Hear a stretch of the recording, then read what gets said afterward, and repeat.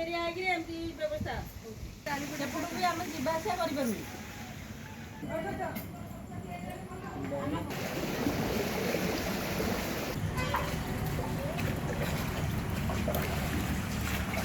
Khordha municipality अंचल जो 22 जाक वार्ड अच्छी सबू वार्डर अवस्था सामान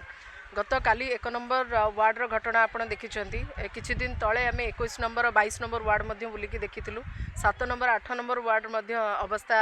संकटापन्न असराए वर्षा हेले एठी ड्रेन अवस्था जहाँ अच्छी रास्तार अवस्था जहाँ अच्छी लोकों घरे पानी पशि जाऊँगी गत काली लगाण वर्षा पाखापाखि 4टा घर माने भांगी जीवा अवस्था अच्छी अधा भांगी जाइए कहले चले तेणुक एठी जो माने क्षमतार अच्छा शासन गादी में बसुँच से माने टालटुल नीति हो कि प्रशासनिक अधिकारी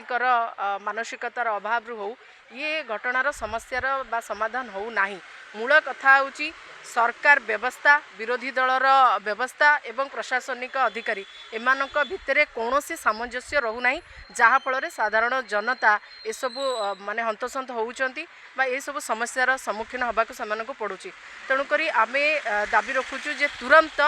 ड्रेन गुड़िकर सफाई हवा सहित से ड्रेन गुड़िकर पुनर्निर्माण करा जाऊ। रास्ता घाटर अवस्था आपड़ देखिकी जानीपे जे रास्ता घाटर अवस्था कौन किसी किसी जगार पैसा सैंक्शन होती किंतु कौन असुविधा होची जे माने काहींकी करूनाहांती ता मध्य तदंत सापेक्ष सांसद हुंतु कि विधायक हुंतु निर्वाचन पर तांकर देखा दर्शन नहीं लोक एटी हंतसंत होउछंती। आ दुर्भाग्यर कथा होची ड्रेन रो एते कचड़ा हेकी अछि एते अपरिष्कार हेकी अछि एटी डेंगूर हब मध्य पाल्टी जाइछि।